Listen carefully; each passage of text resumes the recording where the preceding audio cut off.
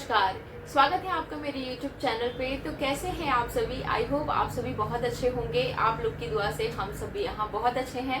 तो जैसा कि वीडियो का थंबनेल देख के आप सभी को पता चल ही गया होगा कि हम किस टॉपिक पर डिस्कस करने वाले हैं। तो आज का जो टॉपिक है वो है baby girl and baby boy के सिम्टम्स के बारे में। जब भी गर्भ में हमारे संतान एक पल रहा होता है तो हर एक पेरेंट्स को, हर एक फैमिली मेंबर को ये क्यूरियोसिटी होती है जानने की कि गर्भ में क्या पल रहा है, बेबी गर्ल है या बेबी बॉय है। तो चलिए आज उसी सबको जो सिम्टम्स है वो डिस्कस करते हैं। तो बिना टाइम वेस्ट किए वीडियो को स्टार्ट करते हैं। वीडियो को स्टार्ट करने से पहले मैं आपको एक बात जरूर क्लियर कर देना चाहती हूँ कि जो भी हो वो भगवान की देन है। तो ऐसा कुछ भी नहीं है कि लड़का है लड़की, पर बस ये एक जो पहले से चलता आया है, बुजुर्ग ने बोल दिया कि हाँ यही चीज़ है क्योंकि आपके सिम्टम्स दिख रहे हैं और आपको लड़का ही होगा या लड़की ही होगी। तो ऐसा कुछ भी नहीं होता है। मेरे केस में ये टोटली रॉन्ग हुआ है, 100 नहीं 200% बिल्कुल रॉन्ग हुई है। जो एक्सपीरियंस्ड लोगों ने बोला था वो चीज़ें, मैं ऐसा नहीं बोलती हूँ कि सारी लेडीज़ के इसमें सिम्टम्स में चीज़ें जो हैं वो जो बड़े बोलते हैं वो गलत होता है। मैं बिल्कुल ऐसा नहीं बोल रही हूँ, पर मेरे केस में ये चीज़ें टोटली रॉन्ग हुई है क्योंकि मेरे आसपास जो थे, मेरे जो बड़े थे, मेरे से जो एक्सपीरियंस्ड लोग थे, जितने ने भी बोला कि नहीं आपको यही चीज़ होगा, उससे बिल्कुल अपोजिट मुझे मिला हुआ है। और तो और मैं आपको बता दूं, जब मैंने कंसीव किया था फर्स्ट हमारी जो बेटी है वो डॉटर है। यस बेटू, हाँ देते हैं। बाजू में मेरी बेटी भी बैठी हुई है। तो जब मैंने कंसीव किया था तो सबसे पहले मुझे मेरे हस्बैंड ने बोला था कि रश्मि हमको पहली जो है ना वो डॉटर ही होगी, और वही सही हुआ है। तो बहुत लकी है हम, क्योंकि बोलते हैं ना कि भाग्य से मिलता है एक बेटा और बड़े सौभाग्य से मिलती है एक बेटी। तो बस वही वाला हाल है। तो फर्स्ट जो टॉपिक है वो ये है कि आपकी जो एक ग्लोइंग स्किन को लेके है, एक्ने वाली स्किन को लेके है कि जब बेबी गर्ल रहती है तो आपकी स्किन बहुत डल हो जाती है, बेबी बॉय रहता है तो स्किन बहुत ज़्यादा शाइन करती है। मेरे केस में बिल्कुल उल्टा हुआ है, मेरी स्किन बहुत ज़्यादा ग्लोई एंड शाइनी हो गई थी। वैसा मैंने कभी भी नहीं देखा है अपनी स्किन को। मैं अभी वीडियोज़ भी बना रही हूँ तो मैंने फिल्टर लगाए हुए हैं, तो अब ऐसी स्किन दिख रही है। तो उस टाइम पे तो नेचुरल स्किन ही कुछ अलग ही दिख रही थी। तो मैं कहीं पे फोटोज इंसर्ट कर दूंगी, आप जरूर देखिएगा। क्या मतलब अलग ही जो फेस का शाइन था ना वो एक अलग ही शाइन था। तो मेरे केस में बिल्कुल ये जो चीज़ें हैं वो रॉन्ग साबित हुई है। सेकेंड जो टॉपिक है वो ये है कि आपकी जो बेली बटन की लाइन होती है वो डार्क रहती है जब लड़का होता है, और लड़की होती है तो बहुत लाइट होती है। और वो बेली बटन की लाइन जब लड़का होता है तो जिगजैग पैटर्न होती है और लड़की रहती है तो बहुत क्लीन रहती है। तो पता नहीं इस जो मिथ है वो मिथ है या रियलिटी है, आई डोंट नो कि कितना सही है कितना गलत है। पर मेरे टाइम पे जब क्यारा मेरी थी तो मुझे सेकंड ट्राइमेस्टर तक मुझे वो जो लाइन दिखती है जो चेस्ट से लेके आपके बेली बटन के नीचे तक होती है, वो लाइन बिल्कुल भी शो नहीं होती थी मुझे। और बिल्कुल भी जब शो ही नहीं होती थी सीधी और जिगजैग की कोई बात ही नहीं आती है। तो लास्ट के जब ट्राइमेस्टर में मुझे दिखने लगा तो वो बिल्कुल हल्की सी लाइन मुझे दिखती थी, वो भी एकदम स्ट्रेट दिखती थी, बिल्कुल लाइट सी मुझे फील होती थी वो लाइन। तो अब ये कितना सही है कितना गलत, मैं इस चीज़ को लेके बहुत कंफ्यूज हूँ। तो चलिए नेक्स्ट जो टॉपिक है उसमें जो पॉइंट है उसमें ये बोलते हैं कि लड़का रहता है तो आप बहुत ज़्यादा लेजी फील करते हो, बहुत ज़्यादा आपको नॉजिया वगैरह होती है फर्स्ट ट्राइमेस्टर में। पर मेरे साथ बिल्कुल अपोजिट ये हुआ था कि मैंने बेबी गर्ल को कंसीव किया था, उसके बावजूद मुझे फर्स्ट ट्राइमेस्टर में इतना ज़्यादा वीकनेस होता था कि मतलब मुझे सिर्फ अपना बेड दिखता था और मैं कुछ भी काम नहीं करती थी, मैं सिर्फ सोई रहती थी। और लास्ट 9th मंथ तक है ना, मुझे फर्स्ट टू 9th मंथ तक ऐसा कंडीशन था मेरा कि मुझे वॉमिट इतना ज़्यादा होता था कि मुझे कुछ भी, यहाँ तक कि पानी तक डाइजेस्ट नहीं होता था। उसके लिए मुझे अलग से डॉक्टर ने जो मेडिसिन थी वो प्रिस्क्राइब की थी कि आप ये मेडिसिन आपको कंटिन्यू लेनी ही लेनी है, क्योंकि उसकी वजह से मेरे वेट जो है वो ड्रॉप होते जा रहे थे वॉमिटिंग की वजह से। तो ये चीज़ें थी, तो ये चीज़ें मेरे केस में बिल्कुल रॉन्ग हुई है।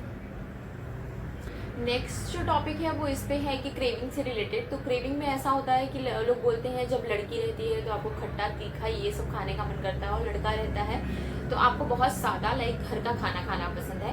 तो मेरे केस में अब पता नहीं ये कितना सही है कितना गलत है। मैं बिफोर प्रेगनेंसी बहुत बाहर का फूड बहुत अच्छे से इंजॉय करती थी, पर जैसे ही मुझे मेरी बेटी कंसीव हुई तो मैंने बाहर का खाना बिल्कुल से बंद कर दिया था। इनफैक्ट घर का खाना भी मुझे बिल्कुल पसंद नहीं आता था, लाइक दाल वगैरह तो मैं बिल्कुल 8th मंथ तक मैंने खाए ही नहीं है दाल। मुझे बिल्कुल स्मेल से ही प्रॉब्लम होती थी, मुझे स्मेल वगैरह की बहुत ज़्यादा इशू थी मेरे प्रेगनेंसी में। तो मैं सिर्फ लौकी ये सभी खाती थी, बिल्कुल सादा। और फर्स्ट ट्राइमेस्टर में मुझे हाँ खट्टा और तीखा खाना पसंद था फर्स्ट ट्राइमेस्टर में। तो ये भी शायद इंडिकेट करता है, पर पता नहीं अभी क्या क्या है क्या नहीं है, ये एक मिथ है या रियलिटी है, I don't know. Next topic है वो बेली साइज से रिलेटेड है। लोग बोलते हैं कि बेली साइज अगर नीचे की तरफ है आपका तो बेबी गर्ल है, एंड ऊपर की तरफ है तो बेबी बॉय है। तो कभी कभी मुझे कैसा होता था कि कभी किसी कपड़े में मुझे नीचे की तरफ बेली अपनी फील होती थी, कभी किसी कपड़े में मुझे ऊपर की तरफ बेली फील होती थी। तो पता नहीं, मैं कहीं पे वीडियोज़ या फोटोज़ डाल दूँगी, तो आप डिसाइड करना कि कितना सही है कितना गलत है। तो ये चीज़ें टॉपिक है वो बहुत ही हाईलाइटेड टॉपिक है, वो है हार्ट रेट से रिलेटेड कि हार्ट रेट जब 140 के नीचे रहे तो बेबी बॉय कंसीव होता है, जब 140 के ऊपर रहे तो बेबी गर्ल कंसीव होती है। तो मैं आपको मेरे केस में बता दूं, शायद ये कहीं ना कहीं बहुत सच भी होता है शायद, क्योंकि मैं जब भी हॉस्पिटल गई हूँ और जब भी मैंने सोनोग्राफी करवाई है, मेरे जो बेबी का फिटल हार्ट रेट जो बोलते हैं FHR, वो हमेशा 140 के ऊपर ही रहा है। तो कभी कभी हाँ ऐसी भी चीज़ें होती हैं कि 140 के अगर नीचे है तो कभी कभी आप बहुत ज़्यादा घबराहट आपको होने लगती है, एंजाइटी आपको होने लगती है, तो अंदर बच्चा भी बहुत ज़्यादा एंजाइटी फील करने लगता है, तो उस वजह से भी हार्ट रेट बढ़ जाती है। ऐसा मुझे मेरे डॉक्टर ने बताया था। पर मेरे केस में तो ऐसा कभी भी नहीं हुआ, क्योंकि मैं बहुत रिलैक्स होकर जाती थी और बहुत रिलैक्स रहती थी मैं इस वजह, क्योंकि मेरी जो डॉक्टर थी ना वो डॉक्टर कम मेरी फ्रेंड ज़्यादा हैं, तो मैं बहुत रिलैक्स रहती थी। इसलिए होता है ना कि कभी भी आप जब भी प्रेगनेंसी कंसीव करते हो तो हमेशा एक अच्छे डॉक्टर के पास कंसल्ट करो, ताकि आप भी रिलैक्स रह सको और आपका जो बच्चा है, बेबी है, वो भी बहुत रिलैक्स फील कर सके। नेक्स्ट ना ये भी है कि पेन आपको कैसा आता है। अगर बेबी बॉय है तो आपको कंटिन्यू पेन आता रहेगा, और बेबी गर्ल है तो आपको रुक रुक के पेन आएगा, ऐसा भी बोलते हैं। पर मेरे केस में ऐसा था कि मुझे कोई भी पेन नहीं आया था। मैं जस्ट रूटीन चेकअप के लिए गई थी और मेरे जो अंदर जो पानी होता है वो बहुत कम हो गया था, इसलिए मुझे इमरजेंसी में डॉक्टर ने तुरंत एडमिट कर लिया। वैसे भी मेरा टाइम हो ही चुका था डिलीवरी का, तो मुझे डॉक्टर ने एडमिट कर लिया था। पर मुझे इंजेक्शन देने के बाद पेन स्टार्ट हुआ है, तो मुझे इस बारे में कोई आइडिया नहीं है कि रुक रुक के पेन आता है या कंटिन्यूसली पेन आता है, कि वो क्या होता है मुझे नहीं पता। और हाँ, इंजेक्शन देने के बाद आपको कंटिन्यू पेन आते ही रहते हैं, क्योंकि इंजेक्शन के पेन बहुत अलग तरीके से होता है, नेचुरल अलग है और इंजेक्शन का जो पेन है वो बहुत अलग होता है। और अच्छा, नेक्स्ट पॉइंट ये भी है कि जो मेरे बड़े बुजुर्ग हैं वो मुझसे हमेशा ऐसा पूछते रहते थे, यही सेम क्वेश्चन, कि आपको कौन से साइड पे सोना ज़्यादा पसंद है, लेफ्ट साइड पे या राइट साइड पे। क्योंकि उनका ऐसा मानना था कि लेफ्ट साइड पे ज़्यादा सोते हैं तो बेबी बॉय कंसीव रहता है, राइट साइड पे ज़्यादा सोने से बेबी गर्ल कंसीव रहती है। तो मैं इनको बहुत क्लियर बोलती थी कि नहीं, मुझे लेफ्ट साइड पे ही सोना बेटर लगता है। हाँ, कभी कभी मुझे ऐसा होता था कि मुझे राइट साइड पे सोना है, पर डॉक्टर के हिसाब से, डॉक्टर जब भी मैं जाती थी ना उनको विजिट करने, तब हमेशा डॉक्टर का एक ही शब्द रहता था कि रश्मि, ज़्यादा से ज़्यादा आप लेफ्ट साइड पे सो, ताकि जो ब्लड सर्कुलेशन है वो बच्चे तक अच्छे से पहुँचे, आपके लिए भी अच्छा है और बच्चे के लिए भी अच्छा है। तो ये राइट लेफ्ट वाला कंसेप्ट पहले आप छोड़ दीजिए, जो आपके लिए और आपके बेबी के लिए बेटर है आप सबसे पहले वो कीजिए।